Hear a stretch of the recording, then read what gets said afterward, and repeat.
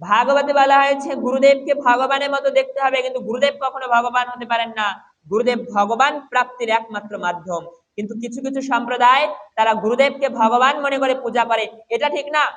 শাস্ত্রের উপরে আমরা না, শাস্ত্র বলছে, ভাগবত থেকে প্রমাণ দিতে পারি, সেখানে বলা হয়েছে যে গুরুদেবকে ভগবানের মতো দেখতে হবে, আর গুরুদেবের কৃপা না পেলে কখনো ভগবত লাভ হবে না।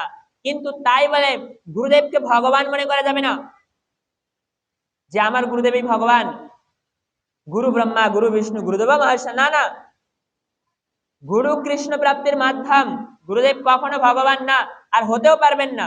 ভগবান একজন, ভগবানের মতো মনে করা যেতে পারে আমার গুরুদেব আমার কাছে সব থেকে বড়, আমার গুরুদেব আমার কাছে সব থেকে প্রিয়, কিন্তু তাই বলে গুরুদেব ভগবান নয়। এবার কিছু কিছু সম্প্রদায় যারা গুরুদেবকে ভগবান মনে করে পুজো করছে, এগুলো ঠিক না। সনাতন ধর্মকে এতগুলো টুকরো করা ঠিক হবে না। যদি গুরুদেব ভগবান হয়, তাহলে একজন এক একজনের কাছ থেকে দীক্ষা নিয়ে তাকে ভগবান মনে করে পূজা শুরু করে দেবে, সনাতন ধর্ম নষ্ট হয়ে যাবে, গুরু পূজা শুরু হবে।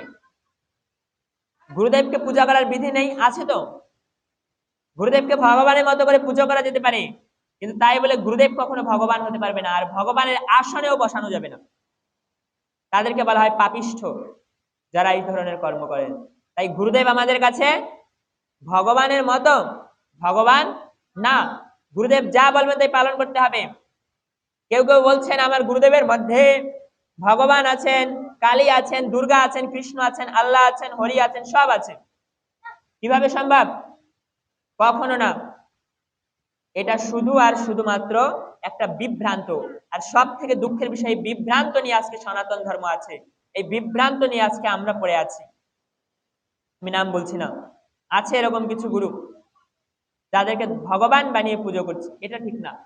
ভগবান একজন, একলা ঈশ্বর কৃষ্ণ, আর সব ভৃত্য। ভগবান একা কৃষ্ণ, আর সবাই তার দাস, এটা মনে রাখতে হবে। হরে কৃষ্ণ।